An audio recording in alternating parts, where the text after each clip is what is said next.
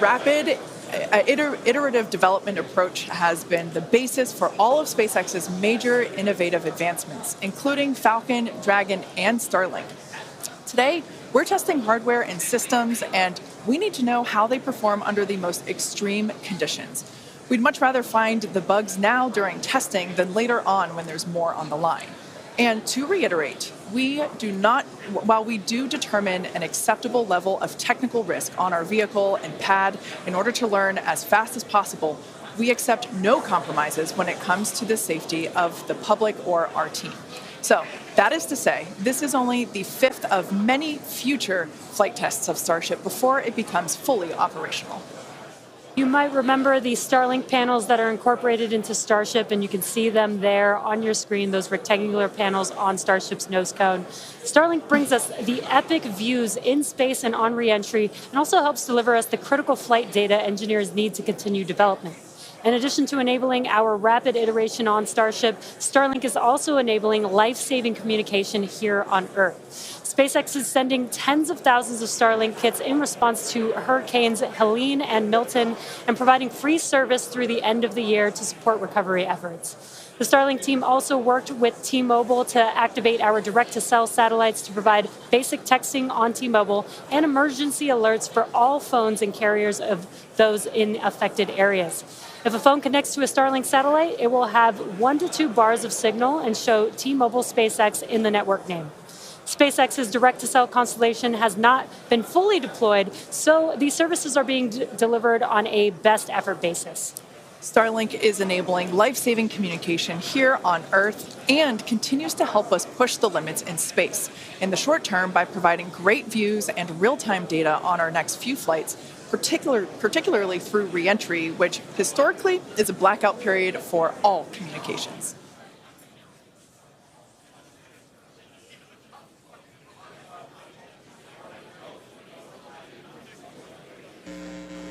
All right, so we're coming up on 2 minutes, 30 seconds away from launch. We were hearing like there was a pretty good chance we were going to hold at T-minus 40 seconds, but surprise, now it sounds like we might not be. So we are just a little over 2 minutes away, so a couple more things going to be happening. We did just close out our propellant load on the ship and the booster, so 10 million pounds of propellant on that vehicle on the pad here at Starbase, getting ready to go. We're going to start clearing out all of the lines that are basically pushing all of that propellant to the vehicles. Those get cleaned out or cleared out on the ground before we lift off. We're doing some final checks on the vehicle, the thrust vector control that we're going to use to steer it, as well as the guidance system doing its final alignment, just a lot of our final checkouts. But we are starting to hear that it looks like the range is going to be clear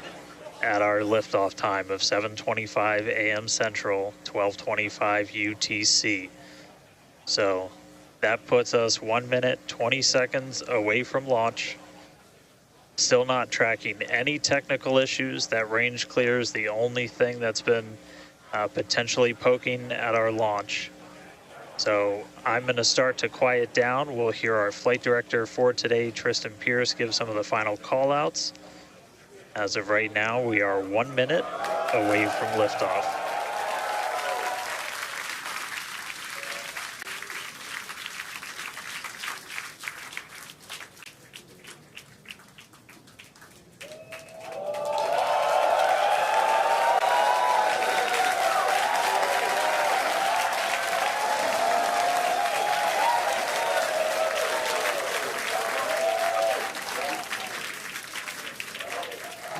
Flight directors go for launch.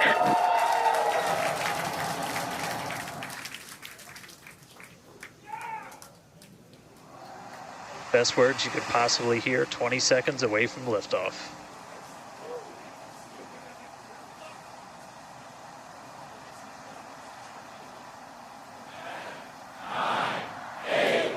T-minus 5, 4, 3, 2, 1.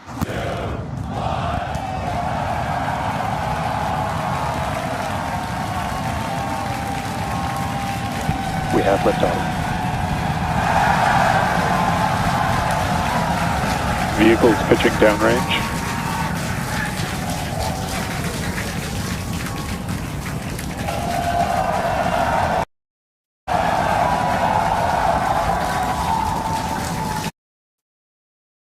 Booster after chamber pressure nominal.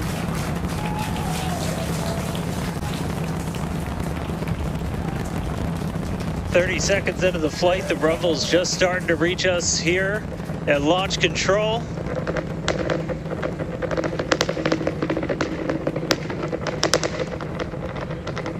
Booster and ship, That avionics is the power, sound telemetry nominal. of 33 Raptor engines.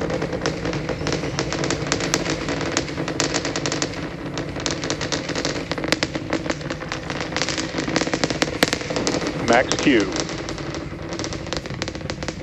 Now pass through the maximum aerodynamic pressure, the most stress the vehicle's going to see on the way uphill.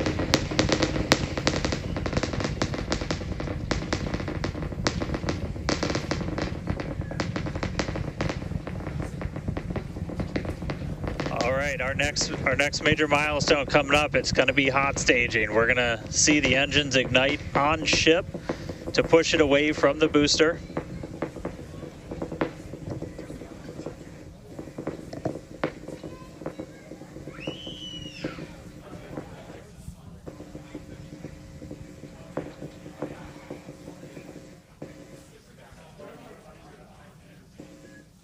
All right, so hot staging is going to be the next thing coming up. First, we're going to see the booster's engines start to shut down, all but 3. We're going to do what's called most engines cut off instead of main engine cut off, because 3 are going to keep going, and then we're going to see the engines on ship ignite.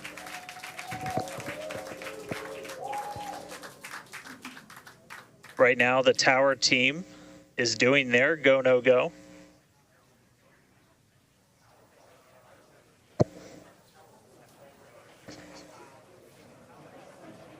And we might hear some really good words soon, too. All right.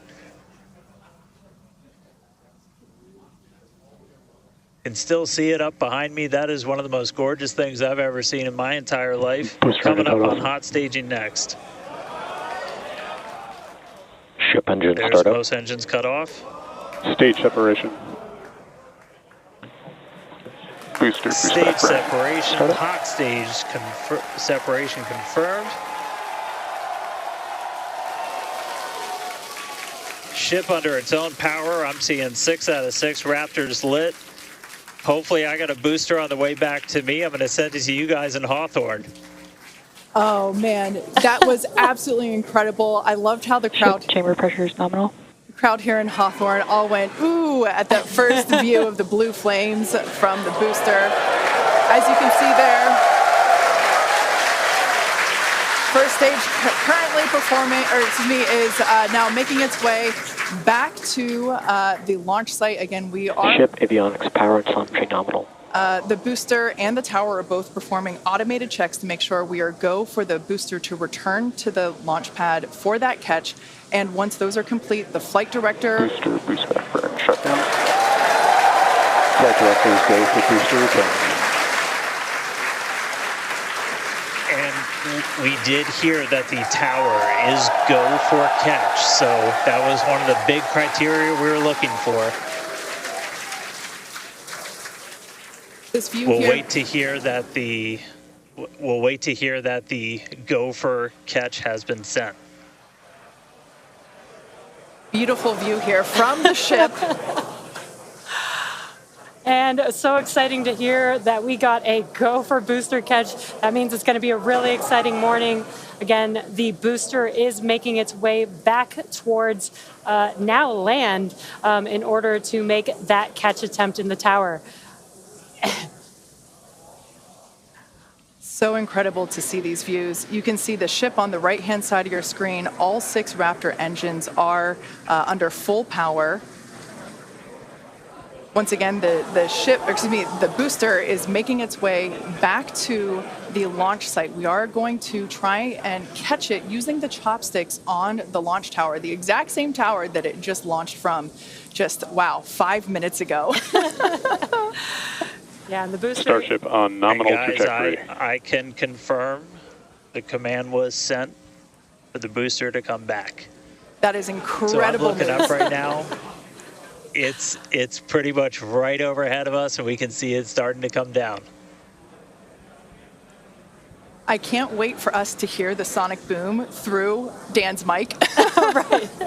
That is going to be incredible. It was so cool to hear the liftoff. And so once again, a successful on-time liftoff of Starship Flight 5. The ship has separated from the booster. The booster is there on your screen. It is making its way back to the launch site. We are going to attempt the catch using the chopsticks. We did hear the confirmation that the command was sent to the tower. We are go for catch.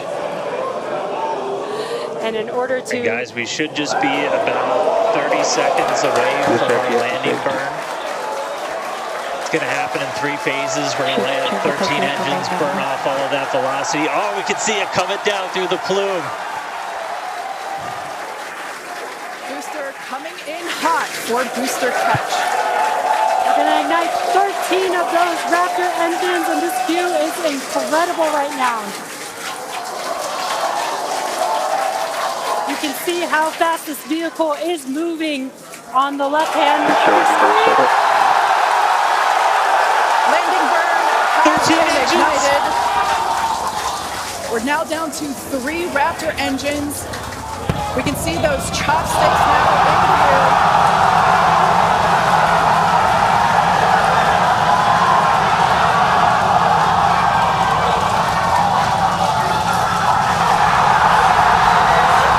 Booster landing burn shutdown. Megadilla has caught the booster.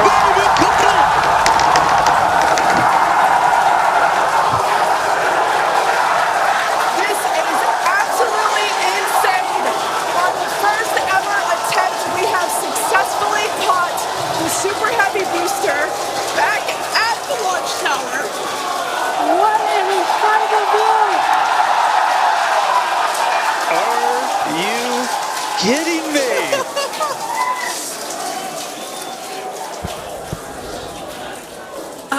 Dan, Wow. I don't know about you, but we're losing our stuff up Starship here. in terminal bed.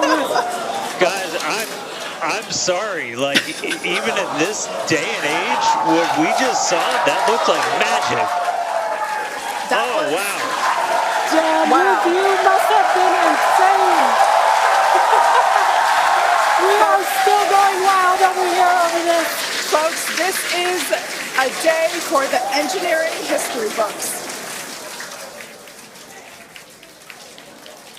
This is a live view of the Super Heavy booster as it has just been successfully caught back at the very same launch tower that it just came from. Dan, I love this.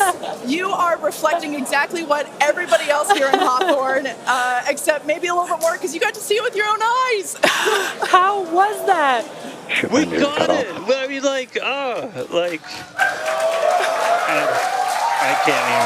can't even describe that. Oh, by the way, ship, main engine cut off, ship's in orbit, but I am like shaking right now. That was, Yeah, this is not, yeah, I mean, let's check in on ship. it's hard to believe that. Starship nominal orbit insertion. All right, exciting news there. It's hard to believe that, booster isn't the only excitement that we have today. Just confirmation there. A gorgeous view of planet Earth behind the ship. Yes, saved. And it is now in the orbit that we expected it to. This is just an incredible day. Live views there as the booster vents some pressures there. That is a live view from the top of the tower looking at the chopsticks. I am still in disbelief. I'm trying to catch my tears just like the chopsticks caught the booster. It has been nonstop since liftoff. And we are all so excited about everything that's been happening so far this morning. With the booster having completed its job for today, we are going to take a short break for the next 30 minutes. We'll return back at T plus 40 minutes while the ship continues to coast before re-entry. Oh man, and as with previous flights, Starlink may actually enable us to talk with the ship through re-entry with no communication blackout. We, of course, are still testing Starlink during this phase of flight, so nothing is certain. But if we do have views, we'll be sure to bring those to you live. Views or no views, we'll see you back here at T+40 minutes for coverage of Starship's re-entry, flip maneuver, landing burn, and splashdown.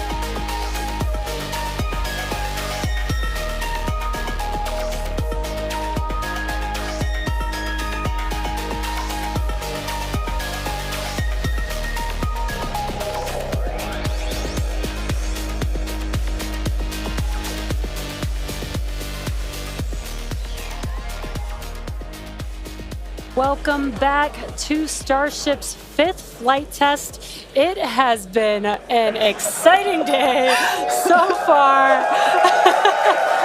Even the crowd here is still so excited. We lifted off from Starbase at 7:25 a.m. Central Time. The Super Heavy booster and ship had a successful separation as well as a good boost back burn and good separation of the hot stage adapter. The Super Heavy booster then completed the landing burn with 13 Raptor engines igniting and slowing down the vehicle perfectly for Mechazilla to catch the Super Heavy booster for the first ever land recovery of the vehicle.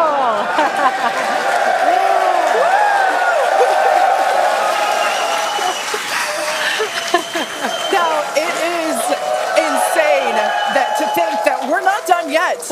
We still have, in about 48 minutes, the ship will re-enter. Oh, the flap, all the flaps that will today, not that could. The ship will re-enter the Earth's atmosphere. Now, as a reminder, one of the main goals of today's test flight is for the ship to make it through the extreme heat of re-entry and to do so in a controlled manner. We learned a lot about this phase during Flight 4 and, as a result, completely reworked the heat shield, but more on all that in just a minute. Now, re-entry is typically a portion of flight where we don't have communications with the spacecraft because re-entering, it'll be re-entering at about 8 kilometers per second, or about 5 miles per second of roughly orbital velocity. Now, those speeds, the spacecraft moving through the atmosphere results in friction and creates a plasma field around the vehicle.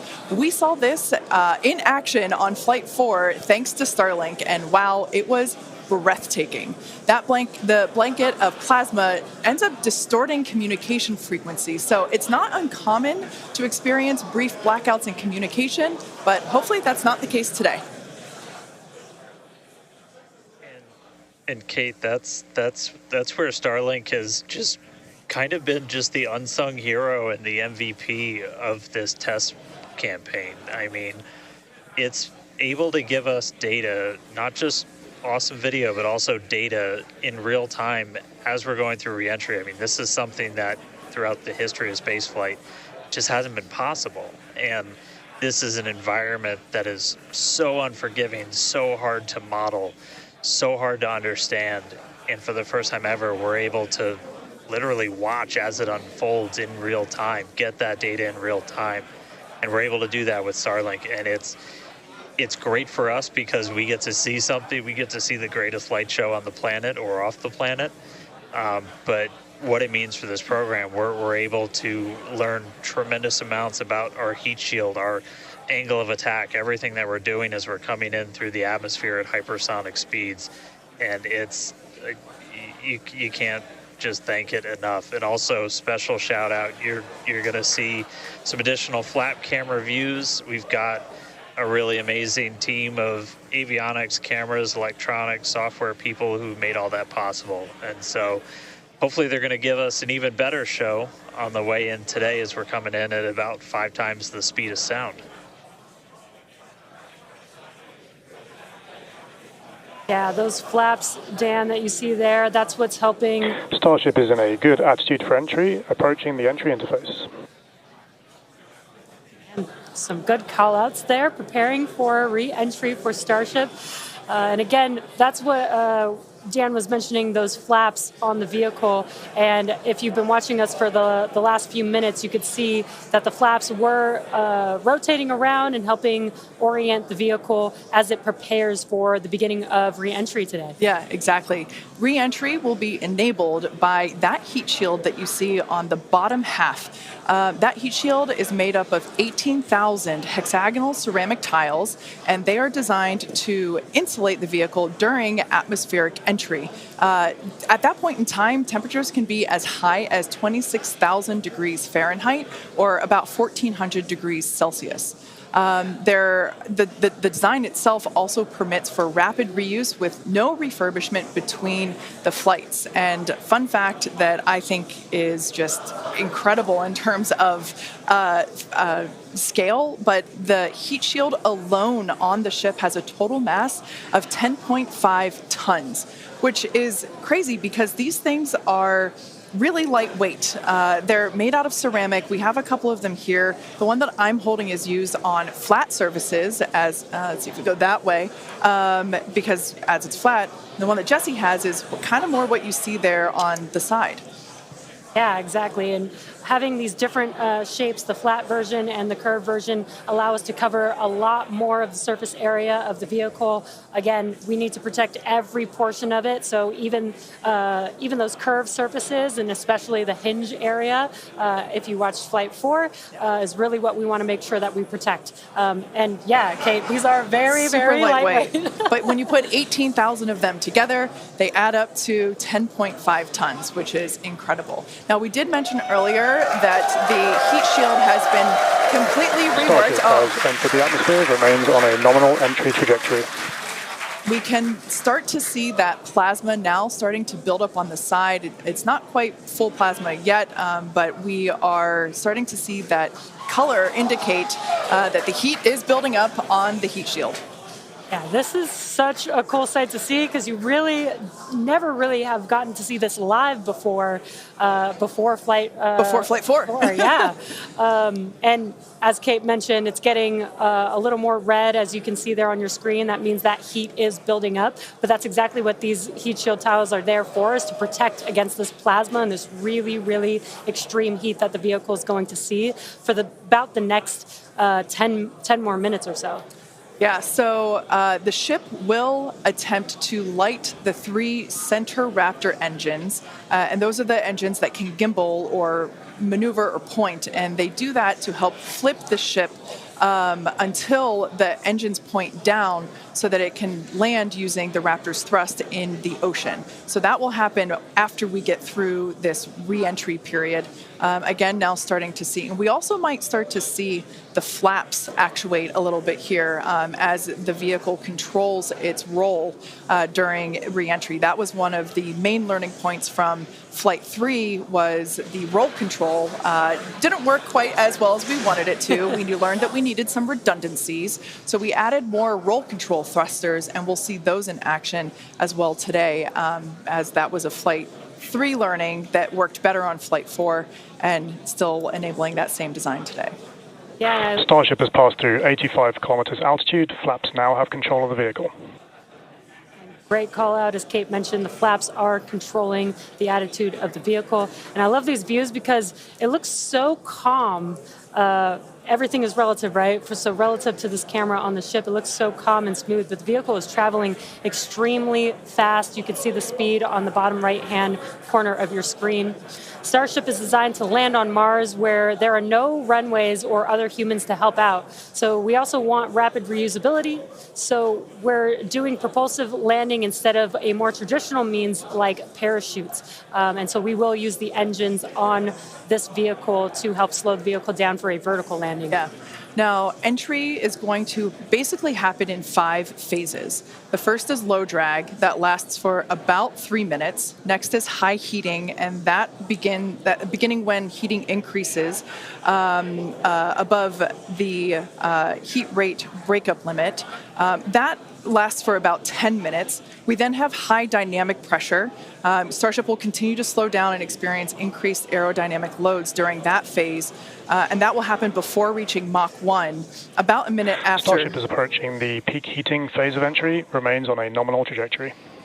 Okay, so that was phase 2 that he just called out, that I was mentioning. After peak heating is that dynamic pressure around Mach 1, and that will last about a minute after leaving the hypersonic area, and then we go into subsonic, and then, of course, landing burn. Wow, what an incredible view.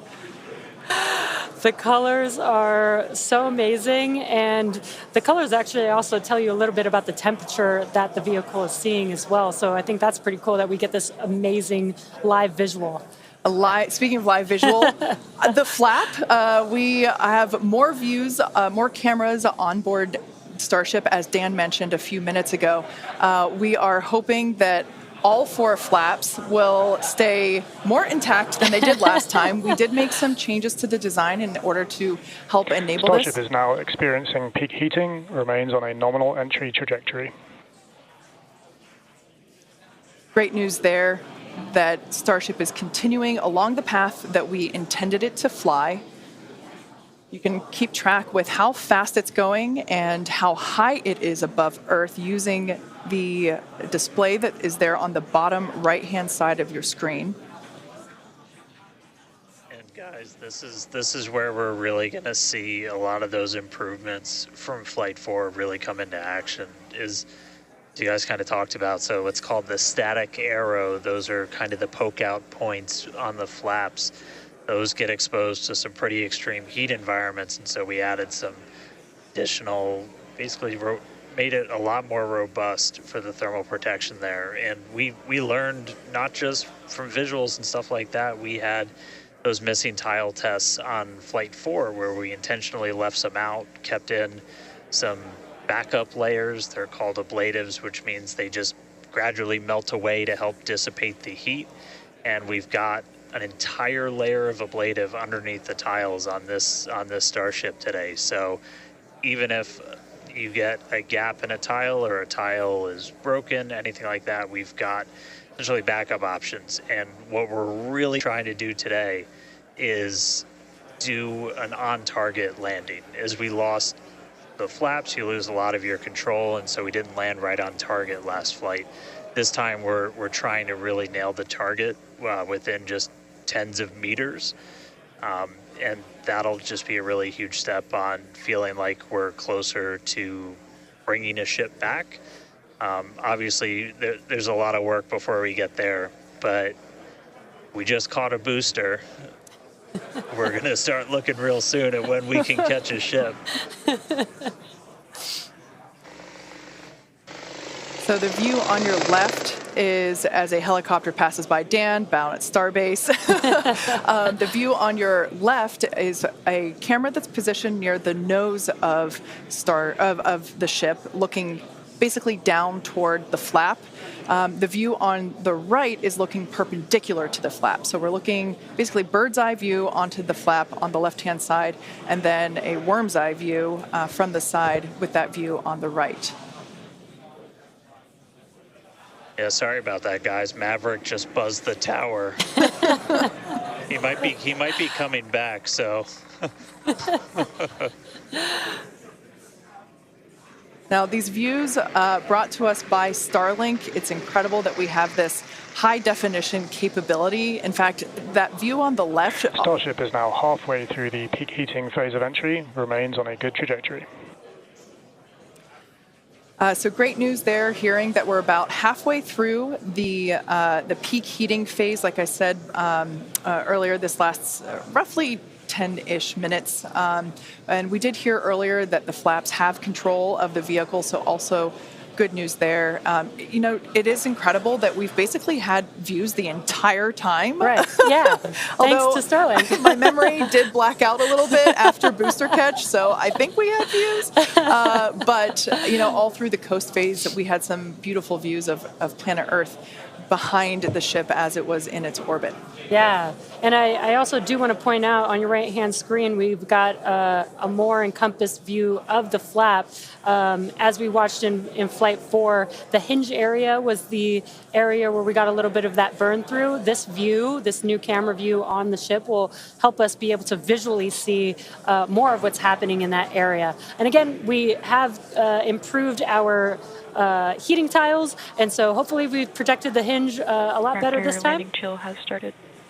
But again, these views are additional to the data that we get on these flight tests that help enable us kind of put the data that we get in the computer to the visuals that we see and try and align those and use that for improvements in the future. Now, we heard a call out there saying that engine chill has begun.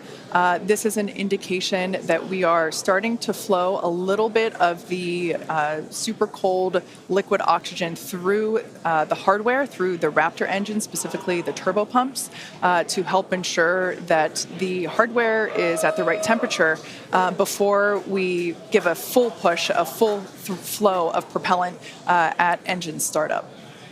So all of that to say, we are getting closer to the landing burn. We definitely are. And again, if you look at the bottom right hand of your screen, you can see the altitude that the ship is, and it has been slowly making its way closer and closer to Earth. We're currently at about 63 kilometers from planet Earth, and you'll see that number trend lower and lower as we get closer and continue through this reentry.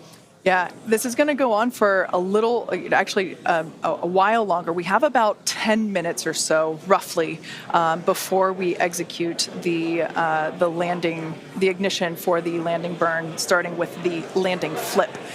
So we're making a controlled reentry. This is one of the primary objectives for Starship today, is to demonstrate another controlled reentry, even more controlled than what we saw on Flight 4. And so far, that is looking good.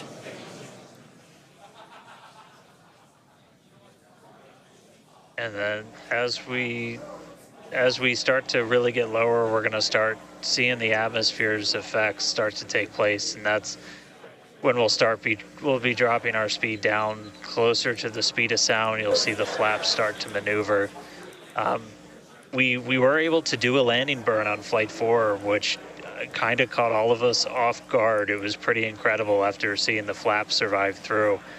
And we're going to try and do another one on this flight today. We tweaked it a little bit, so we're going to try and splash down at a little bit of a gentler angle this time, instead of just kind of hit the water and fall over.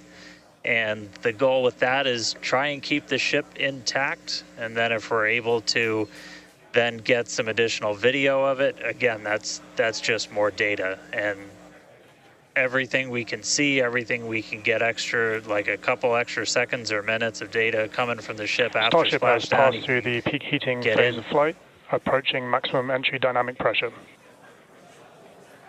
All right, we're through peak heating. Coming up is basically max Q part 2, where we're going to hit kind of that part of the curve where we're still moving really fast and the atmosphere is just dense enough that we're feeling the most pressure, but hopefully we're going to start feeling a little bit less heat now.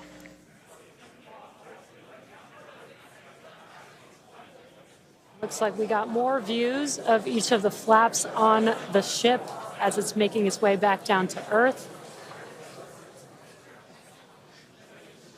And we did pass through peak heating and still got really good views throughout that whole period. Typically during the highest heat on the vehicle, we tend to build up a lot of plasma, and that's typically when we would lose, connection or views of the vehicle. But again, with Starlink, we were able to get some live views throughout that entire process there.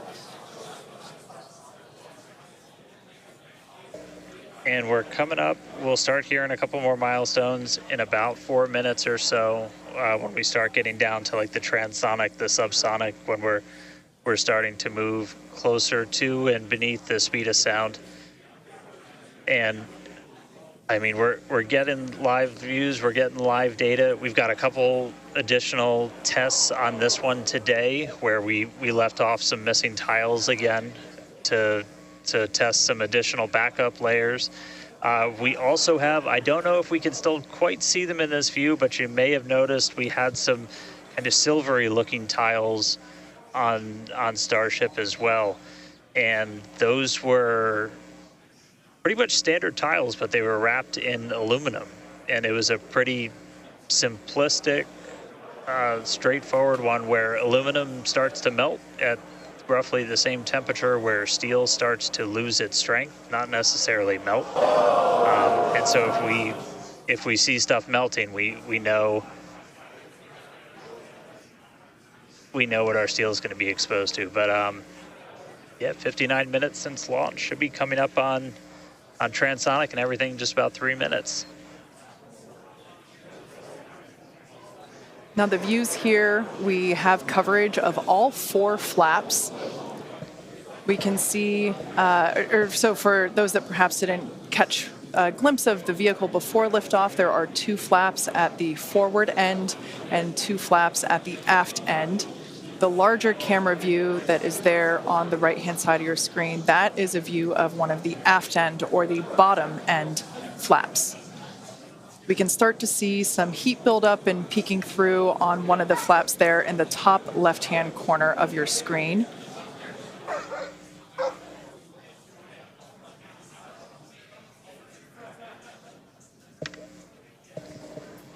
Once again, Starship now at T+1 hour and 9 seconds into its flight today, re-entering the Earth's atmosphere, currently about 45 kilometers above the surface of the Earth, now 44. We are targeting a soft splashdown in the Indian Ocean, about, northwest-ish of Australia. And we are attempting to, as we did on Flight 4, perform a flip maneuver as well as Starship is at maximum entry dynamic pressure, remains on a good trajectory. All right, so that is great news there. Like Dan said earlier, this is basically max Q part 2. So this is the greatest amount of aerodynamic loads that the vehicle will experience during its flight. It's coming back through the Earth's atmosphere. It was above the Earth's atmosphere in space where there was no friction. We can obviously see heat as evidence of that friction buildup. The atmosphere is actually helping to slow the vehicle down. If you're watching the telemetry in the bottom right-hand corner of your screen, you can see that speed decelerating rapidly.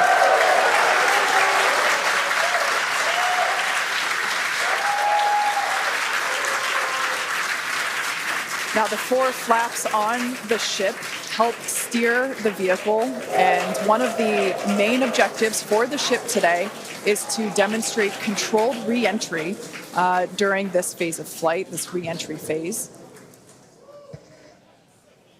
Yeah, and we have 6 engines on ship, but we only need 3 of them, the 3 sea-level engines. We will have that flip maneuver happen very close to touching down for splashdown. We'll do that flip maneuver, ignite those engines, slow the vehicle down immediately, and then hopefully have what we call a soft splashdown in the water.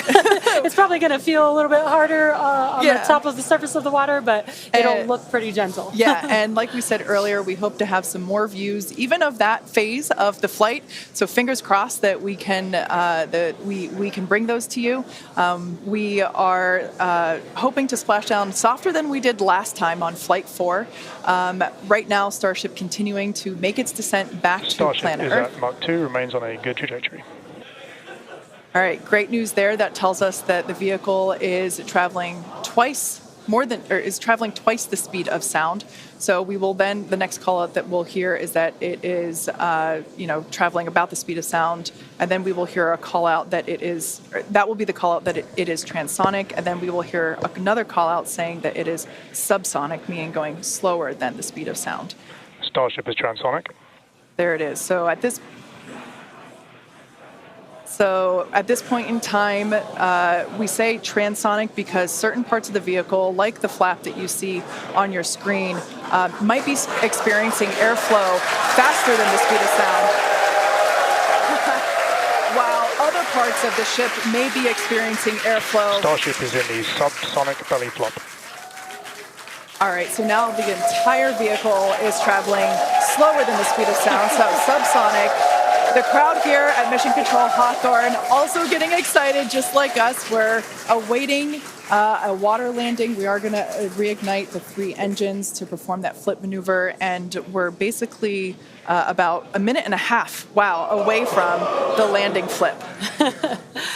Yeah, the crowd's getting excited here as we get closer and closer to splashdown. Again, just about a minute away from the expected splashdown, so we should see a lot happening coming up here shortly.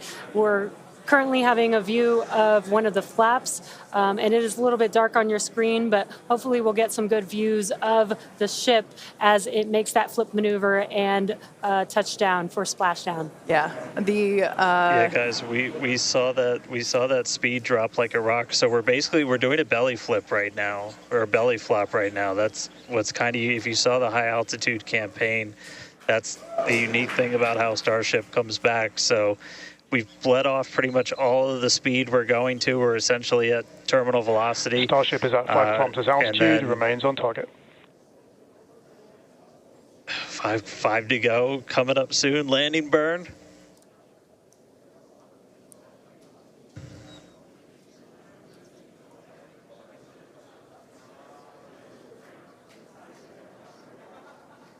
Two kilometers away. Starship is on target. Approaching landing burn startup. So keep an eye on the bottom right-hand side of your screen as well. That will be the indicator when the Raptor engines ignite, if we are unable to see that illumination ourselves. Landing burn startup. What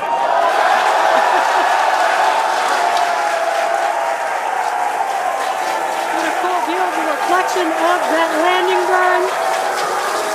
You can see the water just behind the ship.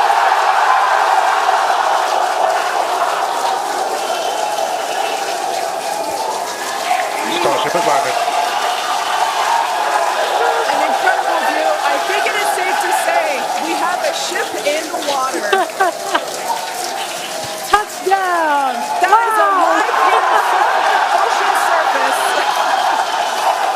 What an incredible end to Starship's journey. A live view from a buoy that we had out at the landing zone. An incredible view of ship landing just about on target as they were calling out. That was amazing. And we were not intending to recover any of the ship's hardware, so that was the best ending that we could have hoped for.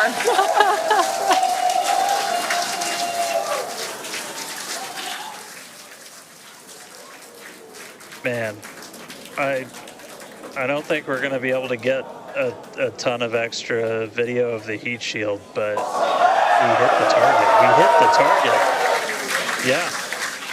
I mean, we hit the target because we had these buoys placed in a pretty specific spot, so wow.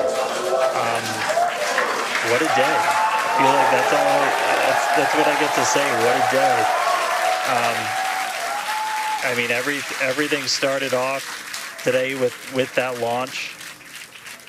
We were able to lift off towards the end of our window, 7:25 a.m. Central Time. 33 out of 33 Raptors in the way uphill. Successful hot stage. Booster came back. We watched it come down right behind us. Watched it get caught And that broke my brain for a while. I'm really happy we had coast for a bit, but that's first ever booster catch, major step on the way to rapid reusability, and ship just gave us one heck of a show, making it through a controlled re-entry this time, flaps intact, made it down to the water. Hey, Starships were meant to fly, and it sure as hell flew today, so let's get ready for the next one. Over to you guys. They were meant to fly, and they were also meant to be caught by Mechazilla. Yeah. It's been such an incredible day today. Congratulations to our teammates and to everyone who supported the Starship program. And thank you to all of our future customers for your support. And we'll also like to thank the people of Cameron County, Texas, as well as the Coast Guard, the Federal Aviation Administration, the Government of Mexico, and the Australian Space Agency. Now be sure to follow SpaceX on X for more updates on today's test flight and, of course, for future Starship news. Today was amazing, but the SpaceX action isn't over yet. Soon Falcon Heavy will launch NASA's Europa Clipper, and we're also going to be returning Dragon back to Earth with NASA's Crew 8 astronauts. So congratulations again to the SpaceX team. What an amazing launch and an even cooler catch. Thank you for watching, but we're going to leave you with an awesome recap of what has been the most epic day.